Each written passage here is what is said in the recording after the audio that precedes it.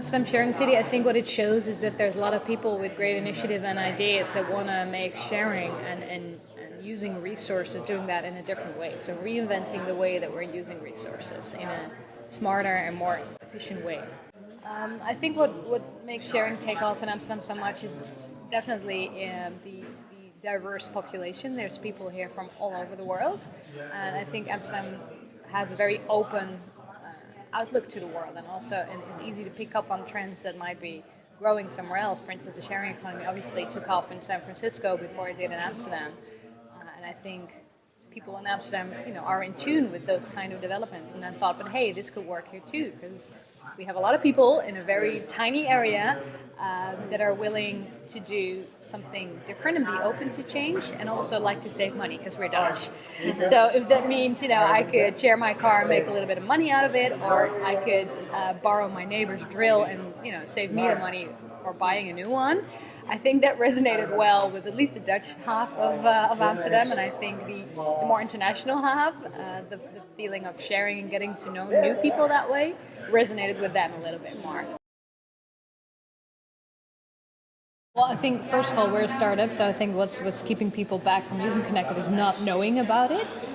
Second reason is that again the Dutch are they're a bit hesitant when it comes to meeting actual strangers and actually meeting them in a way that they have to. I mean, online would be fine, but face to face, personal, and we're going to do something like knowledge sharing.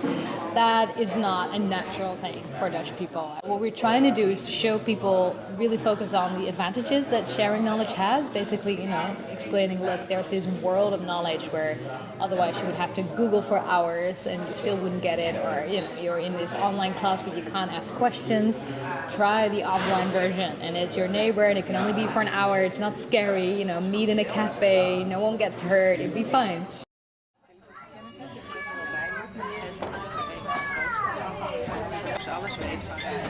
Social relations between neighbors is changing, especially in cities, because people living so close together, but they're not.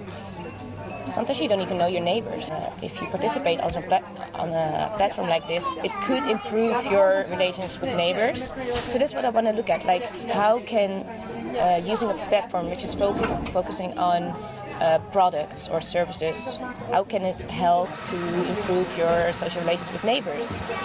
But I did notice that neighbors aren't friends. So neighbors are seen as resources. Like when you need help if you're going on vacation for your cat or whatever, for your plant, watering your plants, or if you're just outside and you just have a chit chat, or maybe to watch each other's children play. Especially parents are so much more focused on their neighborhood and their neighbors because their children are playing there all the time. So and other people that are working a lot, they aren't outside. They don't even see their neighbors because they're never at home, or they have different working hours. But you do see that, especially the ones that are using thuis afgehaald, those do like to have a little connection with their neighbors, to know who's living around them, and it costs you a lot of time. So especially those people that are offering on those websites, these people are focusing more on the aspect of helping out neighbors or sharing with neighbors than the ones that are demanding, because they're more using the platform to get what they want. But the thing is that there aren't that many people using those platforms. So you do meet more people, but they're not from your neighborhood, they're from other parts in the city. Obviously the biggest issue I think we have is that it's a little bit less formal and less compulsory, like you mentioned. So for instance, if someone would offer their help and I wouldn't have time, I'd go oh yeah, somewhere later, instead of but I paid for this class and I have to go because otherwise. Obviously what we try to do is to make sure that the contact that you have is as personal as possible. so that you're actually talking to a human and not, like a logo or a company, which makes people more inclined to actually feel that social pressure. There's the reciprocity factor. So if you give, for instance, you teach me how to bake bread, even if I don't have to do something directly back to you, I would feel inclined and wanted to do something. Be it teach someone else, or I don't know, bring you a bottle of wine. Like I said, I email our users every now and then to just check, like, how was your connection? Was it fun? Did you have a good experience? One of the people I emailed, she was learning Spanish from this guy in Amsterdam that has already taught so many people Spanish. Alvaro, his name is. So I already knew his name, like, oh, it's Alvaro again, because he's been teaching so many people. So I asked her, like, did you have fun? Was it good? And she's like, it was so much fun that now I'm helping him with his Dutch. As you mentioned, the platform doesn't have to be a two-way teaching platform, but this grew out of that. What we did notice is that for some skills, either actually learning how to play an instrument or speaking a language, your neighbor can help you up to a certain point, like get you introduced with something, but actually learning something like this would require something with more structure and that takes place more often. So then we found, okay, so why don't we offer the possibility that people can also choose for professional teachers not connected? They don't have to. They can still choose for the free community teachers, but at least we give them choice and options.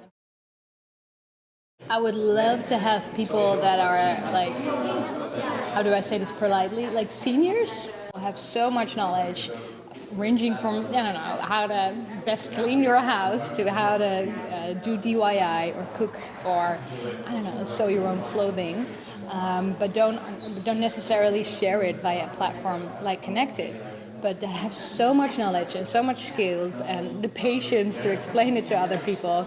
By getting to know your neighbors and by, for instance, sharing with them, be it knowledge, be it stuff, be it food, you get to build trust and you get to grow your social cohesion, as one of the words is. And when that happens in neighborhoods, you see that people are taking better care of their neighborhoods. So there's less trash, there's less crime, because people are watching out for each other more, because they know who lives next door. It just needs, people, the first sheep, as we say, to go over the dam and do it and build it. But it can be great for neighborhoods. I mean, you can see people starting new initiatives like sharing gardens even, and it makes neighborhoods nicer. And they do barbecues, and that becomes even better, and then more people want to live there. And it all starts with getting to know people.